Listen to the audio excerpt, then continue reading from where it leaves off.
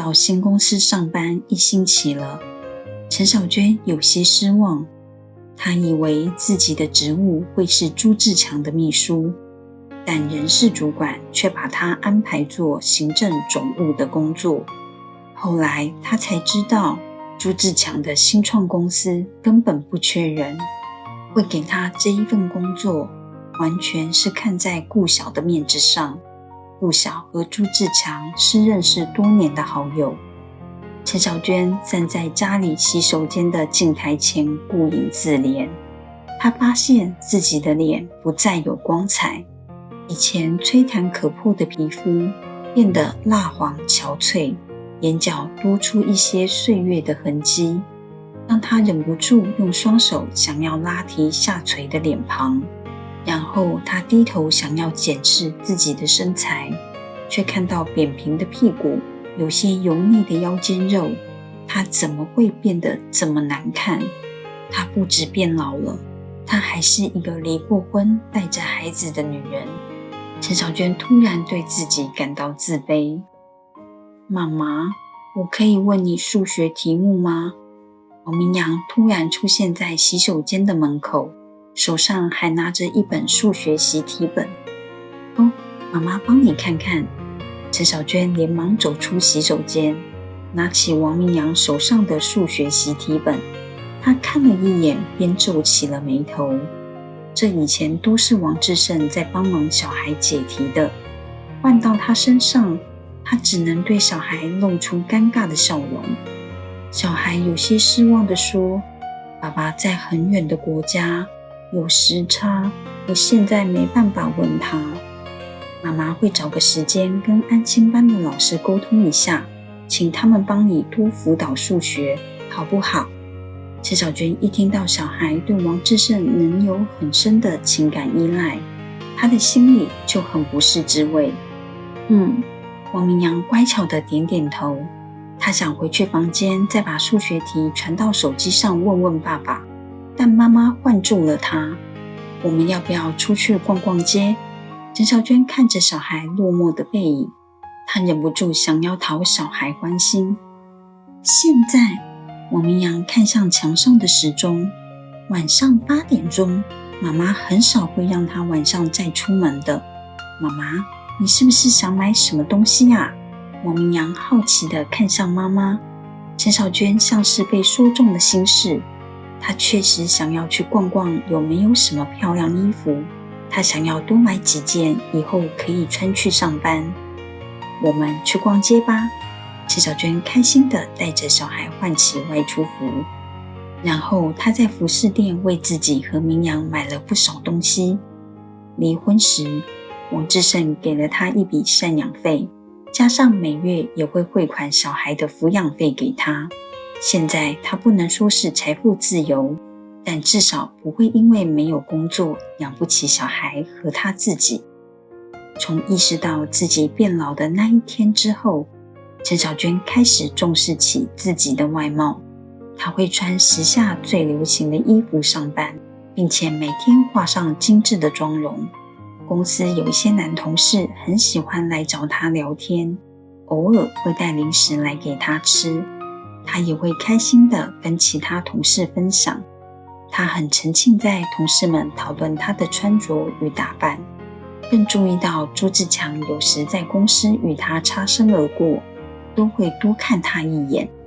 从大学时代起，她不管出现在哪里，她总是会吸引所有人的目光。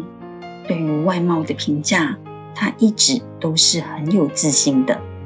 小娟，那个印表机坏了，你今天记得处理一下。人事主管走进办公室时，看见一个男同事正站在陈小娟的座位前。男同事手撑着隔板，笑着跟陈小娟聊天。好，我马上处理。陈小娟很有朝气地回应道。她没有注意到人事主管深深地看了她一眼，倒是男同事敏感地注意到人事主管的神情。他有些尴尬地摸摸鼻子，并跟陈小娟交代了几句要处理的事情，连飞也似的溜走了。陈小娟才刚联络完厂商来修理印表机，人事主管的座位就在他的身后。人事主管对他交代：我刚才看到大会议室的桌上有一些茶杯还放在那里，你等一下有空过去清理一下。好的。陈小娟听到人事主管叫她去清理会议室的桌面，她愣了一下，但还是起身走了出去。她忍不住在心里嘀咕，她本来不是要做朱自强的秘书吗？怎么会让她做这些杂事？正当她这样想时，朱自强跟他的秘书正好走进公司。他看着走在朱自强身边的秘书，是一个看起来精明干练却长相平凡的高个子女性。秘书脚踏着红色高跟鞋，叩叩叩地响着。陈小娟看着那双优雅娇臭的红色高跟鞋，她不禁想起和王志胜搞外遇的第三者，那个女人也曾经穿着红色高跟鞋，在她最无助难过的时刻，轻快地踏着红色高跟鞋扬长而去。这一刻，陈小娟莫名觉得朱自强的秘书很讨人厌。诶，你怎么会在这里？朱自强注意到她了。陈小娟有些意外地对着朱自强笑道：我正要去大会议室。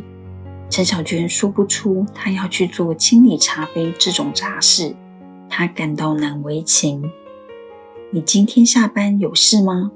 朱自强丝毫不在意她的故作姿态，态度轻松的像是随口一问。陈小娟敏感地听出朱自强话中的耐人寻味，她的心中不免警铃大作。难不成朱自强想要约她？陈小娟露出开心的笑容。有什么事吗？我想约你吃晚餐，有件事想跟你聊聊。朱自强的态度看起来很认真，好像不是在开玩笑，这让陈小娟有些喜出望外。好啊，陈小娟开心地点头。她看着朱自强身后的秘书面无表情地站着，她忍不住觉得自己现在的身份跟秘书是有差别的。那下班时你等我一下，我们一起下班。朱自强笑着对陈小娟说道，然后跟秘书一起快速地走开了。陈小娟在心里雀跃不已，踏着像是在跳舞的脚步，走进大会议室收拾那些放置很久的茶杯。她在心里打算着，等一下要先拨个电话，请顾晓帮忙去安亲班接小孩回家。顾晓虽然是个大忙人，但只要她哀求一下，顾晓都会答应她的要求。然后她得去洗手间补个妆，喷个香水。幸好她今天穿上新买的洋装，果然每天精心打扮是对的。这不是让她遇上突然发生的约会邀请吗？陈小娟已经认定今天的晚餐是一场男女之间的约会了。不知朱自强会带她去哪里吃饭呢？